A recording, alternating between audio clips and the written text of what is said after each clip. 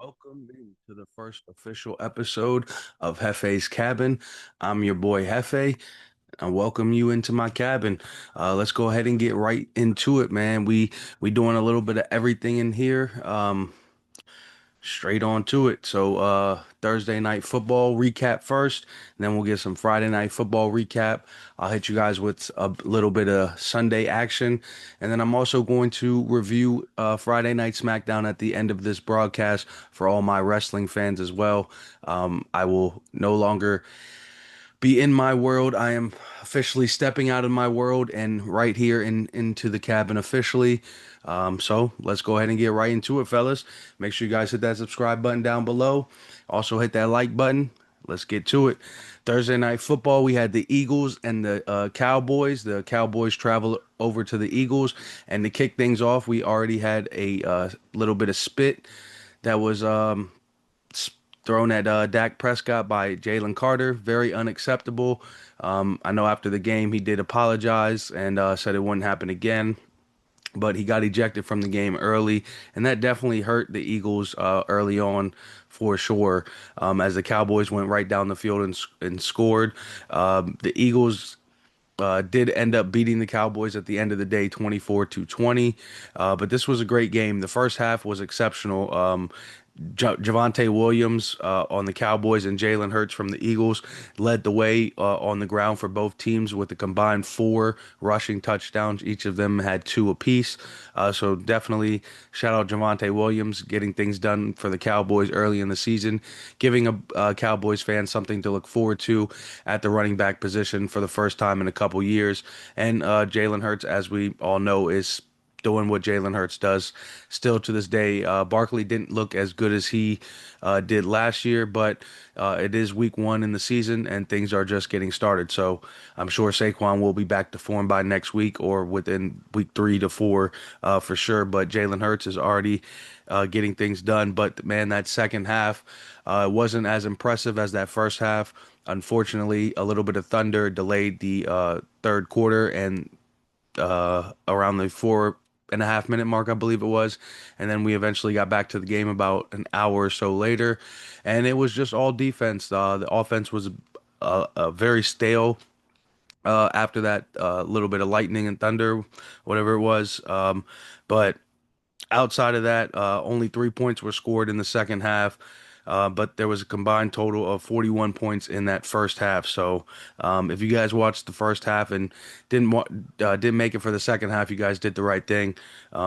So, CeeDee Lamb and Dak Prescott, they have not skipped a beat. Dak Prescott missed pretty much the second half of the season last year, and CeeDee Lamb was on his own. But they have not skipped a beat. CeeDee Lamb did his thing for sure, and he stepped up 7 catches for 110 yards. Meanwhile, on the other side of the bracket, AJ Brown, he was missing in action. He had one target the entire game. He did catch the ball, but it was only for 8 yards. These two teams will meet again week 12 in Dallas. I expect more points on the board next time around, and hopefully Dallas can secure a victory and they will not get swept by the Eagles this year. But we'll see how the season progresses, and we'll see what continues to happen for both of these franchises. On to some Friday night football, man. We were out in Brazil with Patrick Mahomes and Justin Herbert this year. The Chargers were the home team. They were dubbed the home team, while Mahomes was dubbed the traveling team with the Kansas City Chiefs.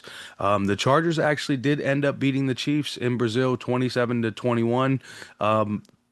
Surprisingly, but not too surprisingly. Patrick Mahomes and the Chiefs historically struggle week one in the NFL, as we've seen. But historically, they've also been very good against Justin Herbert and the Chargers. So that is one reason why I definitely had picked them in the beginning to get things done and pick up the ball here. But Justin Herbert, man, shout out to him. MVP in this game for sure. Was throwing the ball lights out, 25 for 34 for 318 yards, 3 touchdowns, two of them to Quentin Johnson, their leading receiver, with 79 yards. And Keenan Allen, man, I have to shout him out. He is now back with the Chargers, back where it all began. And that total definitely went well over the total. And he did what he needed to do, man. He He had a total of 10 targets, 7 catches, 68 yards, and even got a TD in his return. So I expect big things for Keenan Allen this year in the Chargers, and things are looking good for Justin Herbert. So we'll see what continues to happen there. As far as Patrick Mahomes, man, he led the way for all the running backs. 6 carries, 57 yards, and he did get 1 touchdown on the ground. He targeted Hollywood Brown 16 times. They connected 10 of those times for 99 yards. So we, at this point, kind of know as a defensive coordinator who to scheme up when facing the Chiefs. So, in my opinion, 16 targets is absolutely insane. But I don't expect that to continue either. Hopefully, some other receivers can step up because at this point, there's definitely going to be some game plans for Mr. Hollywood Brown. But we will see these two teams meet again week 15 in Kansas City, and the Chargers will be looking to sweep the Kansas City Chiefs for the first time since the 2013 season. So we'll have to see what happens with there. But that's it for Thursday and Friday night's recaps as far as football goes. So let's go ahead and get into some Sunday football. First, we have our 1 o'clock games. We got a bunch of them coming out. We got the Bucks, Falcons, Raiders, Patriots, Bengals, Browns, Cardinals, Saints, Dolphins, Colts, Panthers, Jags, Giants, Commanders, and the Steelers and Jets. In our first Sunday NFL action of the year. Make sure you get your popcorn ready because we're set for some action. As Baker's going to travel to Atlanta to correct his mistakes from last season, while Penix Jr. looks to kick the Falcons season home opener off with a W.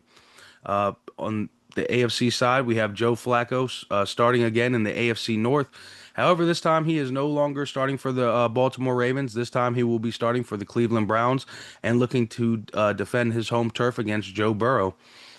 Tua looks to kick the season off the right way in Indy against the new look QB over there with Daniel Jones at the helm. So Brady also returns to New England, but this time not as a player. He's returning as a partial owner of the Raiders to New England, and the Raiders are looking to take down Drake May. Can they get one for their owner in Boston?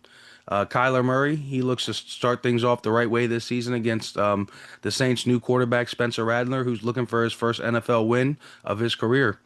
Russell Wilson and the Giants travel to Washington to take down their divisional rivals, Jaden Daniels and the Commanders. Will Jaden Daniels return to his first season form, or could we see a sophomore slump? We'll have to tune into that. Also, we'll have action, and will we see action from Dart or Wilson in this game as well from the Giants? We'll have to pay attention to that one as well from their quarterback room. They have a very interesting quarterback room. And what could be Bryce Young's make or break season? This could be his last season in Carolina. They are set to play in Jacksonville and take on Trevor Lawrence, where Trevor Lawrence looks to right a lot of wrongs from last season. And then we also have Aaron Rodgers and the Steelers traveling to play where he ended up playing last year and taking on Justin Fields, where Justin Fields played last year. So both of them are seeking revenge on their former teams. That is definitely set to be one for the ages. I'm sure a lot of people can't wait for that one to get underway. Um, Definitely going to be a good one for sure. In the 4 o'clock games, we have Titans, Broncos, 49ers, Seahawks, Texans, Rams, and Lions and Packers. In the second slate of the games, we got the rookie QB Cam Ward traveling to Denver to take on Bo Dallas, who looked absolutely impressive towards the end of last season. So I expect that to continue. And honestly, for him to make it to the playoffs this year for sure. Um, Brock Purdy looks to right a lot of wrongs from the 49ers and get them back to their dominant form as they go over to Seattle and go up against the Seattle's new look offense with Sam Darnold at the helm. So that's going to be a very interesting game for sure. Seattle got rid of all of their pretty much offense, their QB and both their top receivers, and plugged in a lot of new pieces besides Jackson. So we'll see what happens over there with Sam Darnold. We also have C.J. Stroud and the Texans traveling to L.A. to take on Stafford and the Rams. Uh, Jared Goff and the Lions travel to Green Bay to start their quest on the third straight divisional title as well. While Love looks to right some wrongs from last season, getting swept by the Lions, that game is definitely going to be a very interesting game for sure. Micah Parsons is making his debut in Green Bay, so the crowd is definitely going to be roaring for sure. That's going to be a hard game for Detroit. So all eyes are going to be on that. But let me get into some best bets real quick for my week one. I got one bet for each game for you guys. In the Bucks and Falcons game, I like their running back from the Falcons, Tyler Algier, to go over his rushing total of 22 and a half rushing yards. In the Bengals and Browns game, I like that under a lot, 47 and a half points. That under's hit, I believe, in maybe five or six straight games between them two. So I expect that to keep continue. In the Dolphins and Colts game, I like Jonathan Taylor's rushing total, 80 and a half. The Raiders and Patriots, Dante Thornton Jr., 24 and a half receiving yards. In the Cardinals and Saints game, Kyler Murray's rushing total, 26 and a half.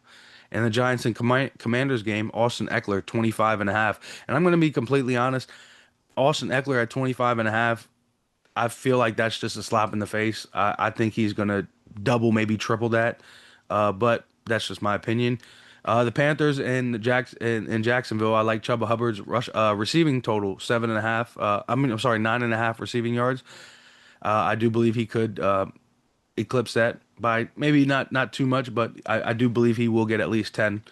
The Steelers and Jets, I do like Justin Fields to run over the Steelers against them at home. 42 and a half is his rushing total right now. I do like that. I do think he'll get close to 50, but I do think he'll get over 40, 43 for sure. The Titans and Broncos, Cortland Sutton over 48 and a half receiving yards. He was coming on towards the end of last year, and I with Bo Nix, I think that's just going to continue. The 49ers and Seahawks, I was talking about the Seattle Seahawks getting new receivers, and one of them being Cooper Kupp. His receiving total is only 39 and a half. I love that. I absolutely love that. I think he'll get at least 60 yards today. We also have the Texans and Rams game. I like Nico Collins over 80 and a half receiving yards. I know that sounds like a lot of receiving yards, but Nico Collins is one of those receivers. When he gets the ball in his hands, he gets them yak yards. He is one of the greatest receivers right now playing that does that. And I look for that to continue this season with CJ healthy and Nico healthy. So 80 and a half, I think he will get that. I'm not saying he'll get it easy, but I do believe that will come in. And then the Panthers, I'm sorry, and then the Packers and Lions game. I do like David Montgomery's rushing total at 43 and a half. I know the Packers got Micah Parsons and they are playing at home, but David Montgomery's a great back. He's the number two back, I believe, this year, and he still splits times no matter what with Jahmyr Gibbs. They equally split time. So Micah's not going to be in the entire game. I believe he is still suffering from a little bit of a back issue that's not talked about enough. But I can definitely see David Montgomery eclipsing that. I think Jahmyr Gibbs' rushing total was a little bit too high, which is why I didn't go with that one instead. But I do like David Montgomery's. So we'll see how any of those bets come in. As far as my bets, real quick, from Thursday night and Friday night, unfortunately, that ticket did not come in. But some of those bets did come in if you took them solo. So it is what it is. But before we get into our SmackDown review episode, review portion, we are going to get into some Sunday night football for you guys. This is a big Sunday night football game. It is a divisional round rematch from last year, where we will have the Ravens traveling over to Buffalo. The Ravens are favored in this matchup, 1.5, and the over and under in this matchup is 50.5 points. This definitely is going to be one hell of a Sunday night football game for sure. However, Lamar owns a 3-1 overall record against Josh Allen in the regular season, but don't be worried, Buffalo fans. Josh Allen beats Lamar Jackson when it matters because he is 2-0 in the postseason against Lamar Jackson. So when it matters most, Josh Allen obviously gets the job done. But in the regular season, it seems to me that Lamar gets things done. So if I'm a betting man, I would definitely go with the Ravens in that game for sure. And I'll get into that a little bit in a second as well. But my best bet for this game is Derrick Henry's rushing total at 82.5. I believe he will run over the Buffalo Bills in this game and get that in for sure. My money line bets of this week, in the 1 o'clock game, I have the Raiders money line. I do believe they will kick this year off with a W for Tom Brady in New England, and I can definitely see that coming in. Another 1 o'clock money line bet I have is the Commanders beating the Giants. I think that's an easy bet for anybody. Honestly, though, I do not know if they will cover that 6.5 spread. Giants played them tough last year. They have a little bit of better quarterback this year for sure, and Malik Neighbors year too. So the game could still be close, but I still believe Jane Daniels and the Commanders are just better, and I believe they will find a way to win this game. So I'm taking the Commanders money line. 4 o'clock games. The Texans money line against the Rams. The Rams are favored, I believe, 3 right now. So Texans money line plus money, always good money. So I do like that. In the other 4 o'clock game, I do like the Packers to beat the Lions. I would take that again, money line. No spreads here. A divisional game could be tough, could be a 1 point game. You never know. But I do like the Packers to come out on top, nevertheless. And as I said earlier in the 8 o'clock game just a minute ago, I do like the Ravens beating the Bills. Lamar Jackson, as I said, 3-1 record against Josh Allen in the regular season. I expect that to continue. Lamar Jackson, he needs to get things done this year. He needs to prove himself, and he needs to get Derrick Henry that ring. Derrick Henry's only getting older, and we don't know how much time he has left, but we do know Derrick Henry is going to do Derrick Henry things, and hopefully we get to see a stiff arm or two in that Sunday Night Football action. But we'll have to wait and see. So make sure you guys tap into some Sunday action for sure, and we'll get right into Thursday night later on in my next episode. But for now, for all you football fans, that's the end of this one. I'm going to get into a little bit of wrestling. So if you guys want to tap out, I understand. I appreciate you guys for tapping in. Make sure you hit that subscribe button. I'll hit you guys with some more episodes out of my cabin real soon. But for all my wrestling fans that are still here, thank you guys for joining. Or if you guys are just skipping all the way to the end to this portion of the video, thanks for coming in. Thanks for tapping in. Make sure you guys hit that subscribe button, and let's go ahead and get right into the SmackDown episode, man. SmackDown kicked off with your boy John Cena, his final time in Chicago, and it was great to see him cut one hell of a promo. Of course, man, John Cena is honestly on the ride of his life right now with these matches and these promos. And speaking of matches, Sami Zayn came out, and I was a little bit confused at first, but after hearing him speak and after hearing what he had to say, talking about the open challenges that John Cena had issued previously, I realized where this was going. And we got one hell of a match out of Sami Zayn and John Cena before it got ruined. John Cena hit a AA off the top rope. Both men were laid out in the ring, and as I said in my preview episode, as I and most expected, Brock Lesnar's music hit. He came down to the ring. Sami Zayn unfortunately got an F5, collateral damage, as they say. But John Cena got two of them. Brock Lesnar went back up that entrance ramp and said, "I'll see you at WrestlePalooza, bitch." So we know where that's locked in. In a couple weeks here, September, I believe 20th, we will be seeing that matchup, and I can't wait for that one for sure. After that, though, we did get another matchup on SmackDown with Aleister Black and Damian Priest. However, we got some action before that matchup as Aleister Black attacked Damian Priest prior to that matchup. But Damian Priest is one hell of a soldier and stuck in there and continued to go on. But ultimately, at the end of the day, Aleister Black with that black mask came up with the victory. It was definitely a great matchup. That is, this feud is not over. Who knows how long this feud will go? But definitely great action to see. And honestly, these two guys would make one hell of a team for sure. At the end of the day, but right now they are obviously feuding against one another. So we'll see where this goes. And our next action that we got was in our final action that we got of the night, our third and final match. We had another U.S. title match on the women's side of the bracket, of course, with Julia and Michin. This was a great match, and Michin's finally getting her little bit of shine in WWE. But Kiana James, of course, helping Julia as her sidekick, side piece, whatever you want to call her. Helped Julia retain the title, and she is still champion. So we'll see what's next for Michin. We'll see what's next for Julia and Kiana James. But what everybody was waiting for, the end of the night, of course, Seth freaking Rollins came out through the crowd, and he cuts his promo and brings out his wife, Becky Lynch. Becky Lynch comes out to the ring. She cuts, of course, one great promo, which leads to none other than CM Punk coming out. Those two have a way with words going back and forth, which leads to Becky Lynch finally slapping CM Punk. Of course, this crowd was hot, yelling AJ Lee all night. And finally, as CM Punk gets out of the ring, circles around to the top, AJ Lee's music finally hits, and the crowd goes nuts. It is great to see her.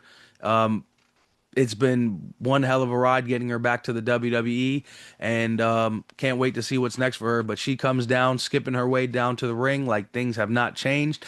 Comes into that ring, and she looks like she has no ring rust on her, attacking Becky Lynch and getting her out of that ring. CM Punk and her stand tall to end Friday Night SmackDown as Seth Rollins and Becky Lynch make their way back up to the entrance ramp. So one hell of a SmackDown for sure. Probably what a lot of people may call SmackDown of the year just for that opening and closing segment. Both of them got 5 stars for sure. We even got a great 2 matches in between that weren't too bad. So we'll see what's next for Friday Night SmackDown and how they can top that next week. But before that, we do have Monday Night Raw, which I will hit you guys in my Monday Night Football episode as well. So, like I said before, make sure you guys hit that subscribe button down below. I'll hit you guys with another episode. I prior to the Monday Night Football game and Monday Night Raw. So make sure you guys tap into that. And until next time, just remember, this is Hefe's Cabin, and I'll see you next time.